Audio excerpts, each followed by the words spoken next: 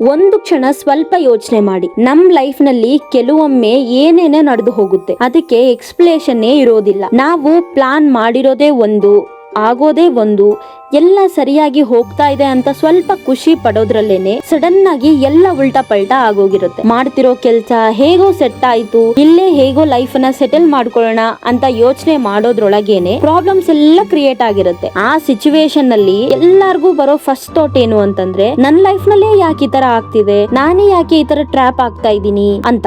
ಯಾಕೆ ನಾನು ಇಷ್ಟೇ ಕಷ್ಟಪಟ್ಟು ಕೆಲಸ ಮಾಡಿದ್ರು ಈ ತರ ಆಗ್ತಿದೆ, ನಾನು ಯಾರಿಗೂ ಮೋಸ ಮಾಡ್ತಿಲ್ಲ, ಯಾರಿಗೂ ಇಲ್ಲಿ ವಂಚನೆ ಮಾಡ್ತಾ ಇಲ್ಲ, ಯಾರ ಕೆಲಸವನ್ನು ಕಿತ್ಕೊಳ್ತಾ ಇಲ್ಲ, ನನ್ನ ಕೆಲಸವನ್ನ ನಾನು ಮಾಡ್ಕೊಂಡು ಹೋಗ್ತಿದ್ದೀನಿ, ಆದ್ರೂ ಎಲ್ಲಿಂದನೋ ಪ್ರಾಬ್ಲಮ್ಸ್ ಕ್ರಿಯೇಟ್ ಆಗುತ್ತೆ. ಯಾಕೆ ನೆಮ್ಮದಿಯಾಗಿ ಜೀವನ ಮಾಡಕ್ ಆಗ್ತಿಲ್ಲ, ಯಾಕೆ ಲೈಫೇ ನನ್ನನ್ನ ಇಷ್ಟೊಂದು ಟೆಸ್ಟ್ ಮಾಡ್ತಾ ಇದೆ ಅಂತ ಅನ್ಸುತ್ತೆ. ಇಂತ ವರಸ್ಟ್ ಸಿಚುವೇಶನ್ ಅಲ್ಲಿ ಯಾರಾದ್ರೂ ಬಂದು ಇದೆಲ್ಲ ಒಳ್ಳೇದಕ್ಕೆ ಆಗ್ತಾ ಇದೆ ಅಂತ ಅಂದ್ರೆ ಎಷ್ಟು ಉರಿಯುತ್ತೆ ಅಲ್ವಾ. ಅದ್ರಲ್ಲಿ ಏನ್ ಒಳ್ಳೇದಿದೆ ಅಂತ ಅನ್ಸುತ್ತೆ. ಅಂಡ್ ನಮ್ ಲೈಫೇ ಇಷ್ಟು, ನಾವೇನ್ ಅನ್ಕೊಂಡ್ರು ಆಗಲ್ಲ ಅನ್ನೋ ಒಂದು ಸ್ಟ್ರಾಂಗ್ ಬಿಲೀಫ್ ಕೂಡ ಬಂದ್ಬಿಡತ್ತೆ. ಹಾಯ್, ನಾನು Gayatri, welcome to our YouTube channel. ಇದು ಜಸ್ಟ್ ಮಾತಲ್ಲ, ನಮ್ಮಲ್ಲೇ ತುಂಬಾ ಜನರ ಲೈಫ್ ನಲ್ಲಿ ಆಗ್ತಿರೋ ರಿಯಾಲಿಟಿ.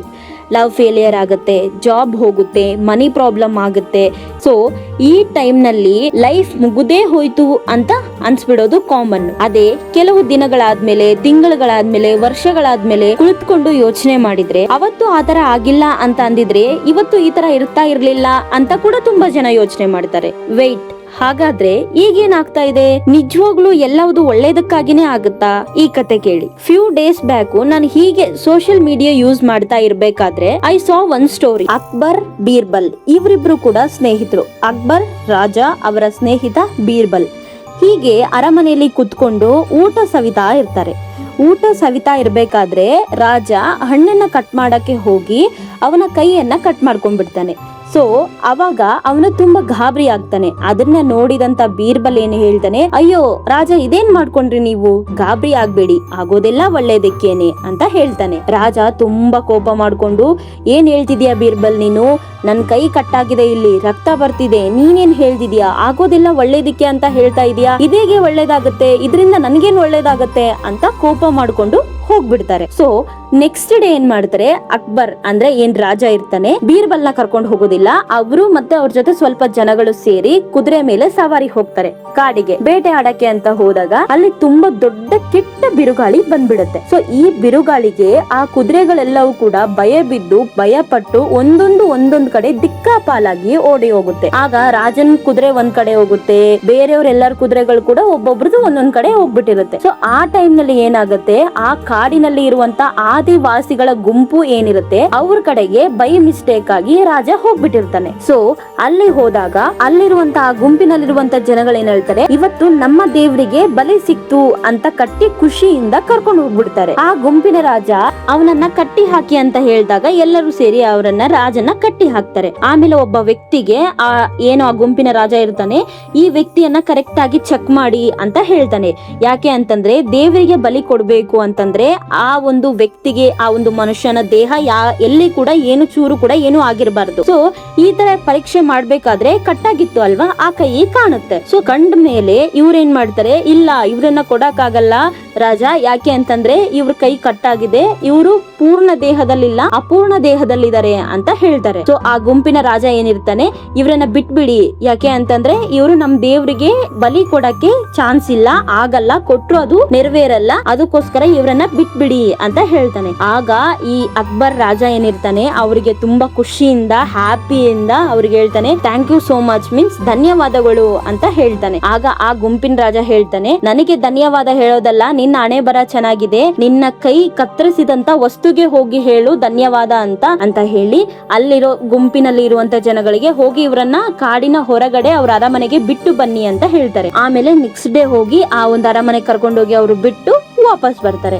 ಆಮೇಲೆ ಆ ರಾಜ ಅಕ್ಬರ್ ರಾಜ ಇರ್ತಾನೆ, ಎಲ್ಲರೂ ಊರಿನವರನ್ನ, ಎಲ್ಲ ರಾಜ್ಯದವರನ್ನೆಲ್ಲ ಸೇರಿಸಿ ಅರಮನೆ ಹತ್ರ ಹೇಳ್ತಾನೆ, ಈ ತರ ಎಲ್ಲ ನಿನ್ನೆ ಆಯ್ತು, ಸೊ ಆಗೋದೆಲ್ಲ ಒಳ್ಳೇದಕ್ಕೆ ಅಂತೇಳಿ ಬೀರ್ಬಲ್ನು ಕೂಡ ಕರೆದು, ನೀನ್ ಹೇಳಿದ್ದು ಕರೆಕ್ಟು, ಆಗೋದೆಲ್ಲ ಒಳ್ಳೇದಕ್ಕೆ, ಏನೇ ಆದ್ರೂ ಕೂಡ ಅದರಿಂದ ನಮ್ಗೆ ಒಂದು ಒಳ್ಳೇದೇ ಆಗತ್ತೆ ಅಂತ ಹೇಳಿ ಅವ್ರಿಗೆ ಬೀರ್ಬಲ್ಗೆ ಥ್ಯಾಂಕ್ ಯು ಅಂತ ಹೇಳಿ ಇದನ್ನ ಇಲ್ಲಿಗೆ ಎಂಡ್ ಮಾಡ್ತಾರೆ. ಸೊ ಈ ಕತೆ ಕೇಳೋಕೆ ಸಿಂಪಲ್ ಅನ್ಸ್ಬೋದು, ಆದ್ರೆ ಇದರ ಅರ್ಥ ತುಂಬಾ ದೊಡ್ಡದಿದೆ. ನಮ್ ಲೈಫ್ ನಲ್ಲೂ ಕೂಡ ಇಷ್ಟೇನೆ. ಲವ್ ಫೇಲ್ಯೂರ್ ಆಗುತ್ತೆ, ಜಾಬ್ ಹೋಗುತ್ತೆ, ಮನಿ ಪ್ರಾಬ್ಲಮ್ ಆಗುತ್ತೆ, ತುಂಬಾ ಕಡೆ ಅವಮಾನಗಳಾಗುತ್ತೆ. ಸೊ ಇದೆಲ್ಲ ಆದಾಗ ಇಲ್ಲೇ ನನ್ನ ಲೈಫ್ ಮುಗೀತು ಅಂತ ಅನ್ಕೊಳ್ಳೋದು ಬಿಗ್ ತಪ್ಪು, ಅದೊಂದು ದೊಡ್ಡ ತಪ್ಪು. ಲವ್ ಫೇಲ್ಯೂರ್ ಆಯ್ತಾ, ಅವಾಗ ನಿಮ್ಗೆ ಅರ್ಥ ಆಗುತ್ತೆ ಮುಂದೆ ಎಂತ ಹುಡುಗಿನ ನೋಡ್ಬೇಕು, ಎಂತ ಹುಡುಗನ ನೋಡಿ ನಮ್ಮ ಲೈಫ್ ಪಾರ್ಟ್ನರ್ ಆಗಿ ಮಾಡ್ಕೋಬೇಕು, ಎಂತ ಜನಗಳಿಂದ ನಾವು ದೂರ ಇರಬೇಕು, ಯಾವ ತರ ಜನಗಳು ಟ್ರ್ಯಾಪ್ ಮಾಡ್ತಾರೆ ಅಂತ ಗೊತ್ತಾಗುತ್ತೆ. ನಿಮ್ಗೆ ಜಾಬ್ ಹೋಯ್ತು ಅಂತ ತಿಳ್ಕೊಳ್ಳಿ, ಜಾಬ್ ಹೋದಾಗ ಅದು ಬಿಗ್ಗೆಸ್ಟ್ ಟರ್ನಿಂಗ್ ಪಾಯಿಂಟ್ ಅಂತ ನನ್ನ ಲೈಫ್ ನಲ್ಲಿ ನಾನು ಅನ್ಕೊಳ್ಳೋದು. ಯಾಕೆ ಅಂತಂದ್ರೆ ಜಾಬ್ ಹೋದಾಗ ಫಸ್ಟ್ ವ್ಯಕ್ತಿ ಏನ್ ಯೋಚನೆ ಮಾಡ್ತಾನೆ ಅಂದ್ರೆ ಅಲ್ಲಿ ಏನ್ ತೊಂದರೆ ಆಗಿರುತ್ತೆ. ಒಬ್ಬರ ಕೈಯಿಂದ ಕೆಲಸ ಮಾಡ್ತಾ ಇರ್ತೀವಿ ನಾವು. ಸೊ ಒಬ್ಬರ ಕೈ ಕೆಳಗಡೆ ಕೆಲಸ ಮಾಡ್ಬೇಕಾದ್ರೆ ಅದರಿಂದ ನಾವು ಹೇಗೆ ಲೈಫ್ ನಲ್ಲಿ ಹೊರಗಡೆ ಬರೋದು, ನಾವ್ ನೆಕ್ಸ್ಟ್ ಯಾವ್ದೇ ಕೆಲ್ಸಕ್ಕೆ ಸೇರ್ಕೊಂಡ್ರು ಕೂಡ ನಾವ್ ಇದೇ ತರನೇ ಬೇರೆಯವ್ರ ಹತ್ರ ಕೆಲಸ ಮಾಡ್ಬೇಕಾಗುತ್ತೆ. ಅವ್ರ ಏನೇ ಅಂದ್ರೂ ಕೂಡ ಅನ್ಸ್ಕೊಬೇಕಾಗತ್ತೆ, ಅವ್ರ ಏನೇ ಹೇಳಿದ್ರು ಕೂಡ ಕೇಳ್ಬೇಕಾಗತ್ತೆ. ಅವ್ರ ಎಷ್ಟೇ ಚೀತು ಅಂತ ಬೈದ್ರು, ನಿನ್ ಕೆಲ್ಸಕ್ಕೆ ಯೋಗ್ಯ ಇಲ್ಲ, ಬೇಕಿದ್ರೆ ಬಾ ಹೋಗು, ಈ ತರ ಏನೇ ಸಮಥಿಂಗ್ ಎಂತದೇ ಮಾತಾಡಿದ್ರು ಕೂಡ ನಮ್ಮ ಅನುಕೂಲಕ್ಕೆ ಬೇಕೇ ಬೇಕು ಅಲ್ವಾ, ನಾವು ದುಡಿಲೇಬೇಕು ಅಂತ ಇದ್ದಾಗ ನಾವ್ ಅಲ್ಲಿ ಕೆಲಸ ಮಾಡ್ಲೇಬೇಕಾಗತ್ತೆ. ಅದೇ ನಾವೇ ಒಂದ್ ಸ್ವಂತ ಕೆಲಸ ಇಟ್ಕೊಂಡ್ರೆ, ನಾವೇ ಒಂದ್ ಕೆಲಸ ಮಾಡ್ಕೊಂಡ್ರೆ, ನಾವೇ ಒಂದು ಕೆಲಸವನ್ನ ಕಲ್ತ್ಕೊಂಡ್ರೆ ನಾವ್ ಯಾರ ಹತ್ರನೂ ಹೋಗೋದಿರಲ್ಲ. ನಾವೇ ಸ್ವಂತವಾಗಿ ಕೆಲಸ ಮಾಡಿ ಯಾರ ಹಂಗನಲ್ಲೂ ಕೂಡ ಇರದೆ ನಾವು ನಮ್ಮ ಸ್ಕಿಲ್ ನ ನಾವು ಕಲ್ತ್ಕೊಂಡು ಅದ್ರಲ್ಲಿ ನಾವು ಜೀವನ ಮಾಡ್ಬೋದು ಅಂತ ಅರ್ಥ ಆಗುತ್ತೆ. ಆವಾಗ ಕೆಲಸ ಬಿಟ್ಟು ಬಿಸ್ನೆಸ್ ಮಾಡದ ಅಥವಾ ಬೇರೆ ಏನಾದ್ರು ಮಾಡದ ಅಂತ ಯೋಚನೆ ಮಾಡ್ತಾರೆ, ಲೈಫ್ ನ ಮುಂದುವರಿಸ್ತಾರೆ. ಸೊ ನೆಕ್ಸ್ಟ್ ತುಂಬಾ ಸರಿ ಪ್ರಾಬ್ಲಮ್ ಬರುತ್ತೆ, ಏನು ಮನಿ ಪ್ರಾಬ್ಲಮ್ ಬರುತ್ತೆ. ಸೊ ದುಡ್ಡಿರಲ್ಲ, ಏನಿಲ್ಲ, ಆ ಟೈಮ್ ನಲ್ಲಿ ದುಡಿಬೇಕು, ಕಷ್ಟ ಪಡ್ಬೇಕು, ದುಡ್ಡಿದ್ರೇನೆ ಎಲ್ಲ ಅಂತ ದುಡ್ಡಿನ ವ್ಯಾಲ್ಯೂ ಗೊತ್ತಾಗುತ್ತೆ. ಕೆಲವೊಂದ್ ಕಡೆ ಅವಮಾನಗಳಾಗುತ್ತೆ, ಬೇರೆಯವ್ರ ಮನೆಗೆ ಹೋಗಿರ್ತೀವಿ ಅಥವಾ ಎಲ್ಲೋ ರಿಲೇಷನ್ಸ್ ಹತ್ರ ಹೋಗಿರ್ತೀವಿ, ಅವ್ರು ಮಾತಾಡೋ ವೇ ನಮ್ಗೆ ಇಷ್ಟ ಆಗಲ್ಲ, ಅವ್ರ ಆತರ ಮಾಡ್ತಾರೆ ಅಂತಾನು ನಾವ್ ಅನ್ಕೊಂಡಿರಲ್ಲ. ಸೊ ತುಂಬಾ ಕಡೆ ಈ ತರ ಅವಮಾನಗಳಾದಾಗ ನಾವು ಚೆನ್ನಾಗಿರ್ಬೇಕು, ನಾವು 4 ಜನದ ತರ ನಾವು ಕೂಡ ಒಂದು ಲೆವೆಲ್ ನಲ್ಲಿ ಇರ್ಬೇಕು ಅಂತ ಯೋಚನೆ ಬರುತ್ತೆ. ನಾವು ದುಡಿತೀವಿ, ರಿಯಲೈಸ್ ಆಗುತ್ತೆ. ನನ್ಗೆ ಅನ್ಕೊಳ್ಳೋದು ಒಂದೇ ಪಾಯಿಂಟ್ ಅಂದ್ರೆ ಯಾವಾಗ ನಮಗೆ ತುಂಬಾ ಹರ್ಟ್ ಆಗುತ್ತೋ ಅವಾಗ ನಾವು ದೊಡ್ಡ ನಿರ್ಧಾರಗಳನ್ನ ತಗೊಂತೀವಿ ಅಂತ. ಸೊ ಲೈಫ್ ನಲ್ಲಿ ಎಷ್ಟು ಹರ್ಟ್ ಆಗಕ್ ಸಾಧ್ಯನೋ ಅಷ್ಟು ಹರ್ಟ್ ಆಗ್ಲಿ ಬಿಟ್ಬಿಡಿ. ಎಷ್ಟು ಹರ್ಟ್ ಆಗುತ್ತೋ ಅಷ್ಟು ಸ್ಟ್ರಾಂಗ್ ಆಗ್ತೀರಾ, ಎಷ್ಟು ಹರ್ಟ್ ಆಗುತ್ತೋ ಅಷ್ಟು ನೀವು ಬೆಳಿತೀರಾ. ಯಾವತ್ತು ಖುಷಿಯಾಗಿದ್ದಾಗ ಗಟ್ಟಿ ನಿರ್ಧಾರಗಳನ್ನ ಮಾಡಲ್ಲ ನಾವು. ಯಾವಾಗ ತುಂಬಾ ಮನ್ಸಿಗೆ ಭಾರ ಆಗಿರುತ್ತೋ, ತುಂಬಾ ಬೇಜಾರಾಗಿರುತ್ತೋ, ನನ್ನ ಕೈಯಲ್ಲಿ ಏನು ಆಗಲ್ಲ ಅಂತ ಅನ್ಸುತ್ತೋ ಆವಾಗೇನೆ ನಾವು ದೊಡ್ಡ ದೊಡ್ಡ ನಿರ್ಧಾರಗಳನ್ನ ತಗೊಳ್ಳೋದು. ಸೊ ಆಗೋದೆಲ್ಲ ಒಳ್ಳೇದಕ್ಕೇನೆ.